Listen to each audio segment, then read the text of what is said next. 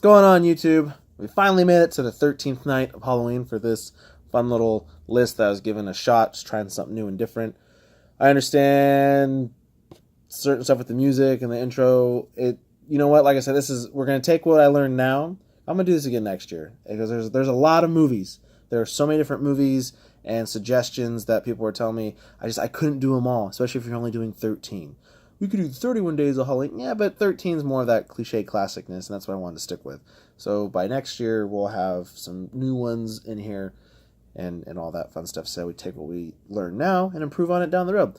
But as cliche as it is, tonight's movie was John Carpenter's Halloween. Came out in 1978. This movie is super original. The movie is actually really good. It's old, so I mean, it's a little dated with a lot of things of it, but the horror element is there. The use of tension is there. The jump scares are there, and what I love about the jump scares, they don't use the over the top, like where a person's walking, and then the loud music, and they freak out, and then you're kind of like, oh, you know. There's none of that. The jump scares still happen, but without the music. It's just what naturally would happen, and I liked that. It wasn't like an over-the-top obnoxiousness where it's like, I didn't need all that. It was just a basic, like when the doctor, psychiatrist guy is trying to find Michael, and he's like in the bush, he's like a peeping Tom, which is kind of weird, especially on Halloween, and the sheriff comes up behind him and just kind of like grabs his shoulder, his attention. That was the jump scare tension. Was that right there. Perfect. I didn't need all that extra music and nonsense. It was just like, oh shit, like, damn. Another fun thing, watching this movie, the use of blood and gore. Very, very minimal. Very minimal. Yeah, there was some blood in this movie, but not like your typical slasher dasher kind of movie. I mean, there was some blood, but not like what you think it would be. A person gets impaled through the gut to a wall. I mean, in real life, there would be some blood, but you didn't see any of that. And you see a little blood on the knife, and then like when Laurie gets like cut in the shoulder, you see some there. But it's just like, there wasn't a whole lot used, and that was super effective that way. You didn't need all that blood and gore. Like, honestly, it might be an unpopular opinion, and that's okay. It's my opinion nonetheless. What John Carpenter did with Halloween, he used less to make more. And I also feel in certain situations with movies, you don't need to see all of it. You just don't. I'm a morbid, curious person, so when the Saw movies came out, yeah, I saw them all. When it came to like the fourth or fifth one, like, no, my friends would go. They're like, we don't want to waste money and see that. I'm like, dude, I'll buy your ticket. Come on. Like, no, that's so dumb. I'd see him by myself. I didn't care. I mean, you knew the story was going to be on the weak side. It was going to have a great twist ending with some effed up stuff that's happening along the way. And my morbid brain's like, I want to see what that looks like. Well, the same thing with like certain video games that are like, super intense and rated M. You play them because you're like, I'm curious. Like, I live in reality, so I want to have some unique type of escapism. So with all that small little rant, I feel this movie accomplished so much more with so little, with the lack of the blood and gore and the language and everything else between. Michael Myers is just a creepy dude. A big tall guy with the William Shatner mask. In case you didn't know, that's the mask he took, was a William Shatner mask. And he's like the boogeyman of Halloween. Stalking around trying to get his sister to finish the job kind of thing, and then he just kind of gets whoever is in his way.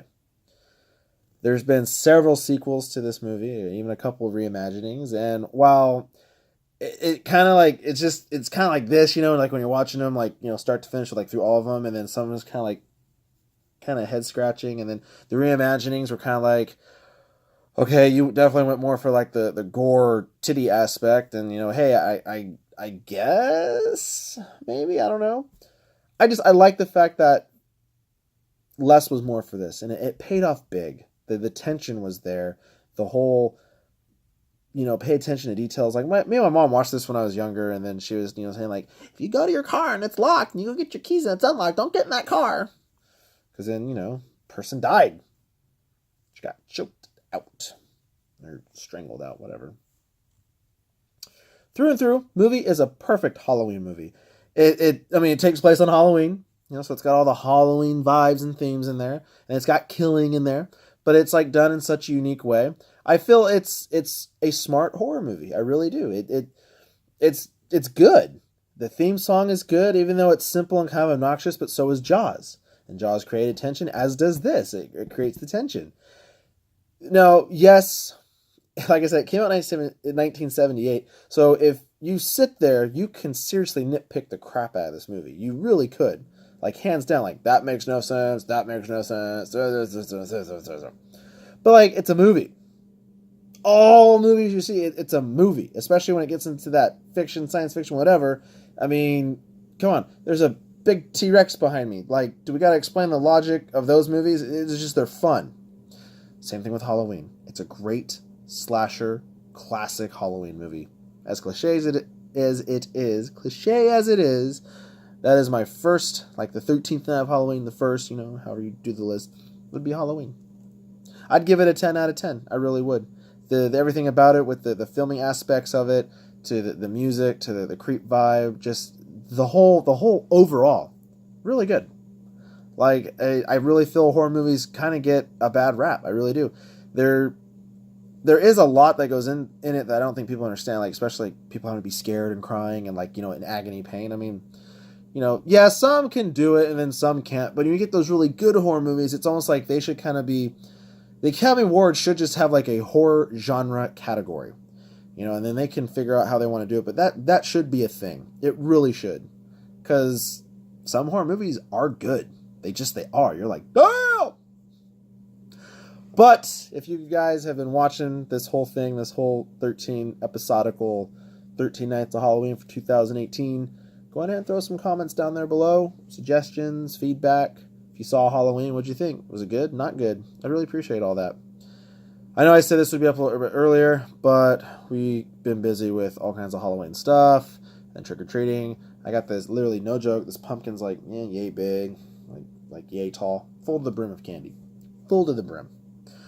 So, yeah. Go ahead and do all that stuff. Like this video and favorite it and share it. I'd really appreciate it. Hitting that subscribe button, just 500,000, so on. That's the goal. Really appreciate if you guys would do all that. I really would. Hope you had a great and safe Halloween. Happy Halloween. And remember, guys, you heard it here at the source. It's still going.